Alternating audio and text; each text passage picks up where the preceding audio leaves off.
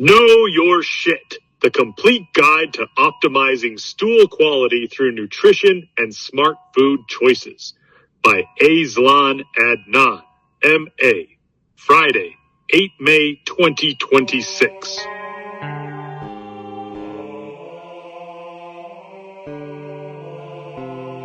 The Bristol Stool Scale is a simple but powerful tool developed at the University of Bristol in 1997 to classify human faeces into 7 distinct types based on their shape and consistency. Types 1 and 2 represent hard, lumpy stools that are difficult to pass and typically indicate constipation. Types 5 to 7 represent loose or watery stools associated with faster intestinal transit. For most people, types 3 and 4 are considered ideal, with type 4 being the gold standard. A smooth, soft, sausage-shaped stool that is easy to pass without straining. Achieving consistent type 4 stools depends heavily on 2 major factors: adequate water intake and sufficient dietary fiber, particularly soluble fiber. However, not all fiber is the same. Soluble fiber dissolves in water to form a gel-like substance that softens stool and helps regulate transit time. Insoluble fiber adds bulk and speeds up the movement of material through the digestive tract. The most beneficial approach is to consume both types, with a greater emphasis on soluble fiber for optimal stool consistency. Soluble fiber includes compounds such as pectins, beta-glucans, mucilages, and gums. Pectin is particularly abundant in the white pith of citrus fruits such as lemons and oranges. Raw okra is rich in mucilage, a viscous polysaccharide that contributes to the gel-forming properties that support smooth, well-formed stools. Insoluble fiber is dominated by cellulose and hemicellulose, which are structural components found in bran, vegetable skins, and whole grains. These provide the mechanical bulk needed for efficient intestinal movement. Among all fiber sources, psyllium husk stands out as particularly effective. Many seniors also rely on prunes to relieve constipation. While prunes do contain fiber, their primary benefit comes from sorbitol, a sugar alcohol that functions as a natural osmotic laxative by drawing water into the large intestine. The secondary benefit of prunes comes from pectin, a soluble fiber that forms a relatively weak gel.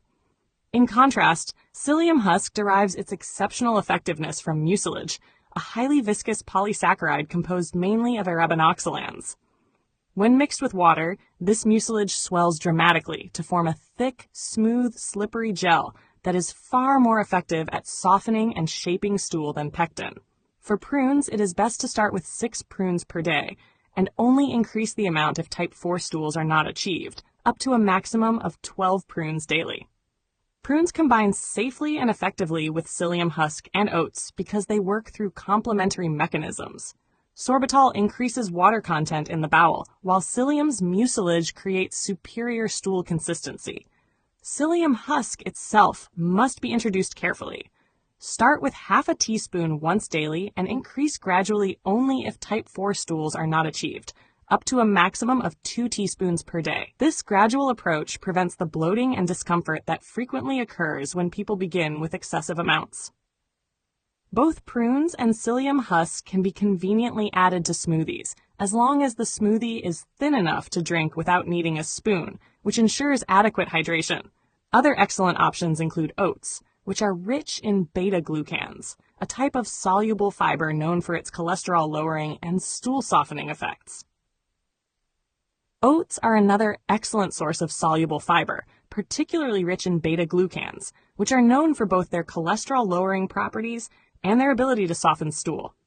Beans, lentils, chia seeds, flax seeds, and a wide variety of vegetables and fruits all contribute different types of fiber that support overall gut function.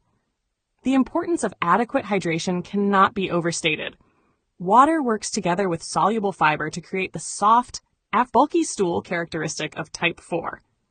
The Holiday Seeger formula, originally developed for pediatric patients, but useful as a general guide for adults, suggests approximately 30 to 35 milliliters of fluid per kilogram of body weight per day as a baseline requirement.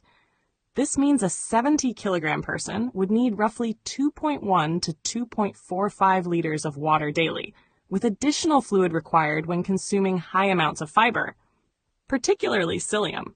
Food preparation methods also significantly influence both stool quality and blood glucose response. Fruit juice is particularly problematic when made using centrifugal juicers. These appliances operate at extremely high speeds, often exceeding 20,000 RPM. This violent action generates heat and causes rapid oxidation of antioxidants. As a result, centrifugal juicers produce thin juice that concentrates fructose and glucose, the natural sugars in fruits, while removing nearly all the fiber. This leads to rapid glucose spikes and provides very little benefit for improving stool quality. In contrast, slow juicers operate very differently. These appliances operate at much lower speeds of 30 to 80 RPM. They gently crush and squeeze the fruit rather than shredding it at high speed. This allows them to retain more soluble fiber, producing a thicker, more viscous juice that resists separation and oxidation.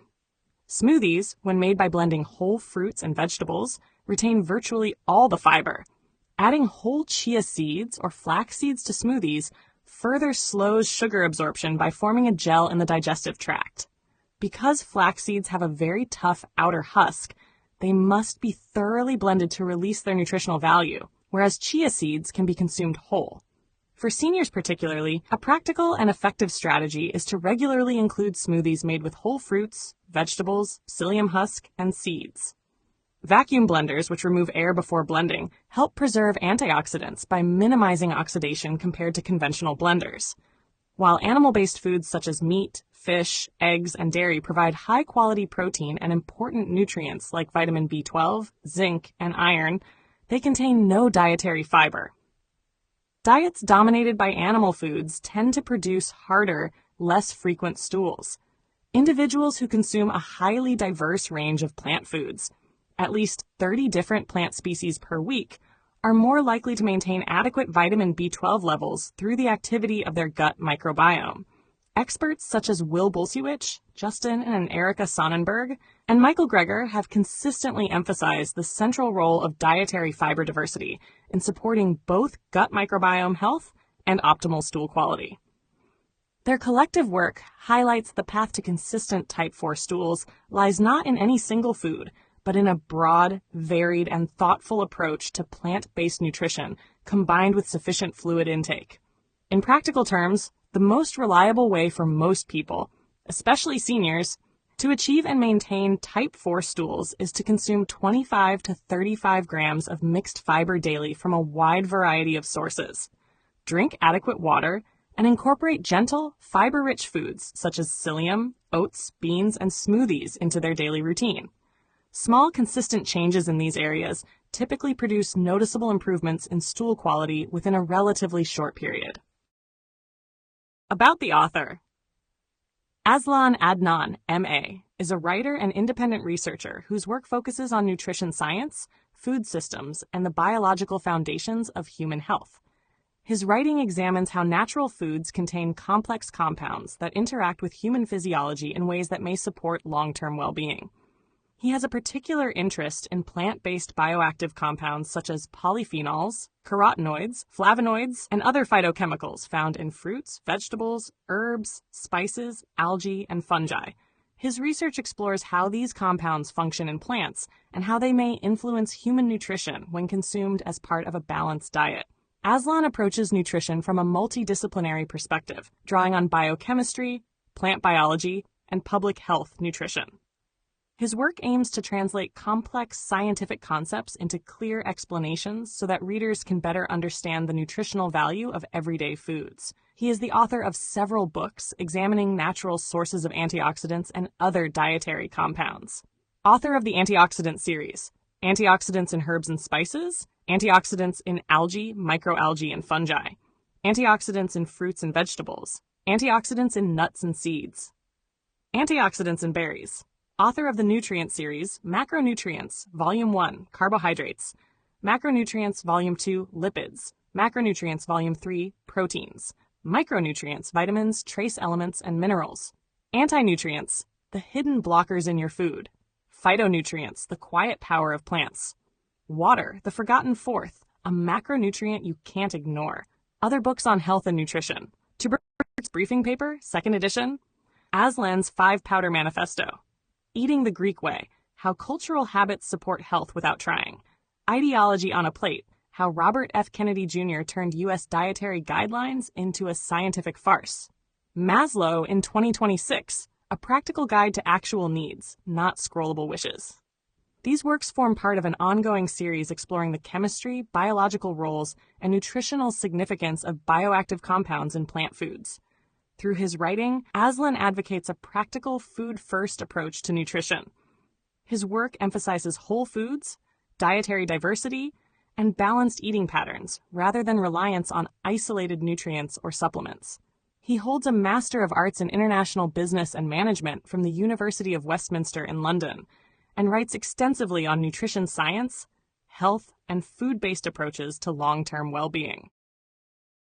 Aslan Adnan, the quiet revolutionary of real food writing. Aslan Adnan, M.A., is a Malaysian polymath who spent decades turning food into philosophy. Raw, unfiltered, no hype. You won't find him pushing superfoods or miracle diets. He dissects what actually works. Whole plants, spices, microbes, and the quiet chemistry that keeps bodies humming. With over 30 books, self-published, shared freely on Z Library, Facebook groups, Telegram channels, Aslan's output is prolific. Part manifesto, part manual. Early works like Spring Has Sprung, a psychological thriller, and travelogues on the road to the East Coast reveal his roots in journalism, advertising, and storytelling. But nutrition became his mission. Educated with a Master of Arts in International Business and Management from the University of Westminster, London, he taught at the School of Management, Royal Holloway, London, while pursuing doctoral research in business strategy and environmental management, specializing in the international timber trade. That academic backbone, rigor, systems thinking, sustainability, bleeds into his food writing. No fluff, just evidence. The core series, the Macronutrients Trilogy, Volume 1 on carbohydrates, glucose, fiber, metabolism, Volume 2 on lipids, fats, omega-3s, inflammation, Volume 3 on proteins, repair, enzymes, muscle. Then micronutrients, water, and anti-nutrients, the plant world's double-edged sword. Anti-nutrients are naturally occurring compounds in whole foods, phytates, oxalates, lectins, goitrogens, that can bind minerals, block enzymes, or mess with absorption. They evolved as plant defenses, but in us, they steal iron from spinach, calcium from kale, or spike gut irritation from raw beans. Variety wins. 30 plants a week, not monodiets. Raw's romantic, but cooked smarter. Add spice blends like Aslan's 5-powder manifesto, turmeric mixes for real anti-inflammation, and you've got a library that says, eat wide, not weird. Why release it all into the public domain? Because knowledge isn't currency. It's oxygen. Aslan watched corporations gatekeep health, paywalls on papers, patented supplements, proprietary blends that hide what works. He refuses. His books aren't for sale. They're for spread. No DRM, no ads, no ego. Just files anyone can download, print, share. He says it plain. If one person in a kampong swaps white rice for brown or steams kailan instead of boiling it, that's the win, not royalties. He's no gatekeeper. His Facebook, Aslan Green Party, Instagram, and YouTube drop bite-sized truths. Traffic light WFPB guides, eye health talks on lutein, vegan journeys. He credits tradition, curries, forest mushrooms, seaweed from tides, and lives it. Unpeeled carrots, home ferments, no moralizing. 30-plus titles aren't about volume. They're depth. Carbs to phytonutrients, water to gut bugs. Aslan doesn't sell health. He hands you the tools. Read him and your plate changes. Not because you're broken, because you're built for better.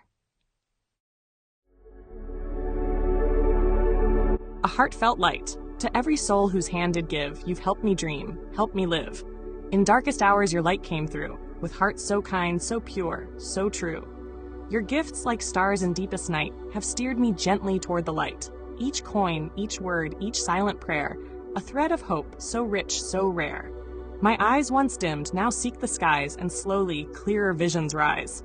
Because of you, I dare to see the world again. Its grace, its plea.